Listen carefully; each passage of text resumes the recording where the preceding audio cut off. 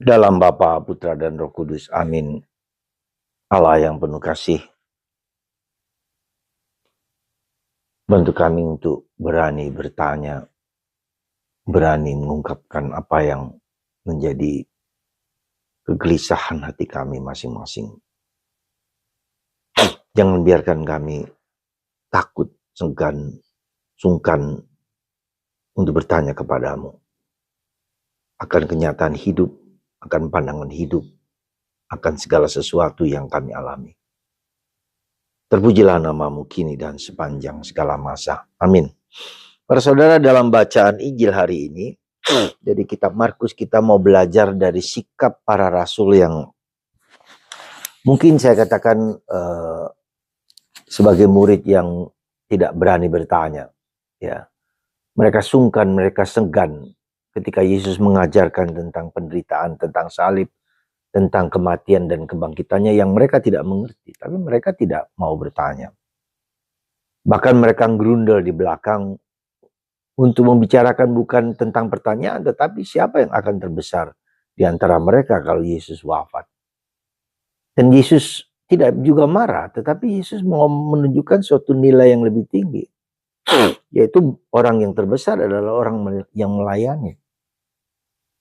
Ya, dan melayani seperti seorang anak kecil yang tulus, yang jujur apa adanya, yang tidak punya motivasi jelek. Dan itulah Yesus mengatakan, kalau kamu ingin menjadi besar, layanilah dengan tulus hati, tanpa pamrih. Saudara, nilai-nilai moral yang demikian yang harus kita miliki, yang membuat hidup kita menjadi bukan hanya sekedar bahwa kita berdoa memperkembangkan hidup rohani, tetapi harus mengubah moral gaya hidup kita menjadi manusia rendah hati, tidak sombong, tidak rakus, seperti dalam bacaan pertama dari surat Yakobus. Ya, untuk rendah hati, untuk tidak tergoda oleh nafsu-nafsu kedagingan kita. Ya, di mana orang berkuasa, di mana orang nafsu akan uang, akan harta, akan kedudukan, akan posisi. Nah, itu semua adalah bagian yang membuat pertengkaran, perselisihan, konflik, bahkan bisa menimbulkan malapetaka. Saudara, hari ini bacaan berkisar tentang hal itu. Jadi antara apa yang kita imani, apa yang kita hayati harus terungkap di dalam perbuatan, tindakan, dan perilaku kita sehari-hari, yaitu dengan rendah hati, belajar rendah hati.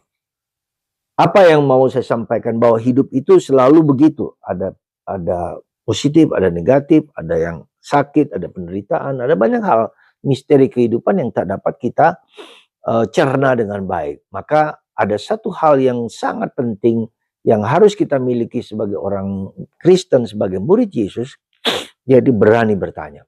Sekali lagi, berani bertanya. Bertanyalah tentang apa saja yang sulit sekalipun, seperti kita lihat dalam para rasul yang bertanya, seperti murid-murid yang cerdas yang bertanya, yang mengungkapkan sesuatu, seperti Thomas juga.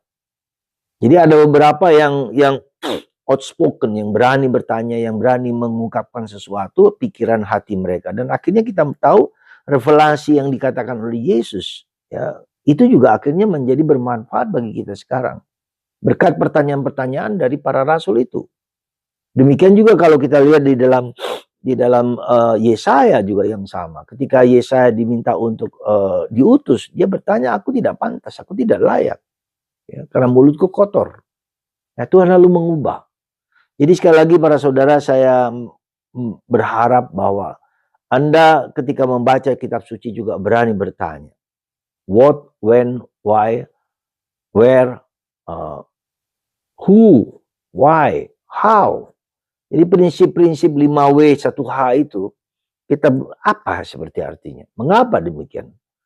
Apa yang membuat orang untuk mencari Yesus? Jadi itu pertanyaan-pertanyaan yang terus menggoda, yang terus memacu, mendorong untuk mendapatkan suatu revelasi, suatu pernyataan Allah. Dan demikian juga relasi kita dengan Tuhan. Kita berani bertanya, mengungkapkan sesuatu.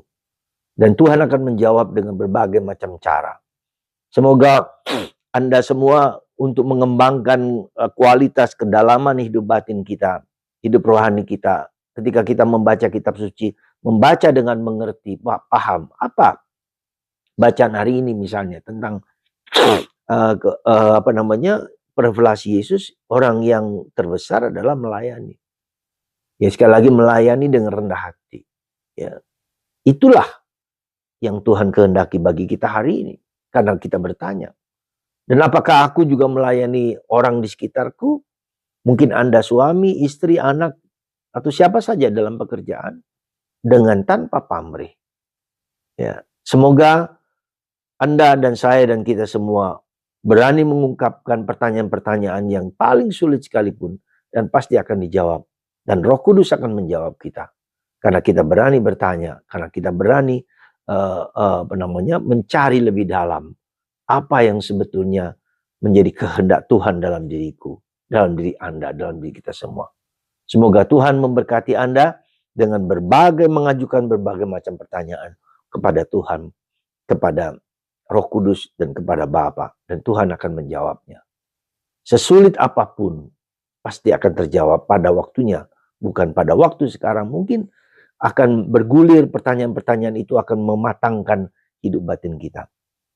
Tuhan memberkati Anda semua berkat pertanyaan-pertanyaan yang kita ajukan sehingga kita menjadi kritis, tajam, dan inovasi di dalam hidup kita. Tuhan memberkati Anda, Bapa, Putra, dan Roh Kudus. Amin.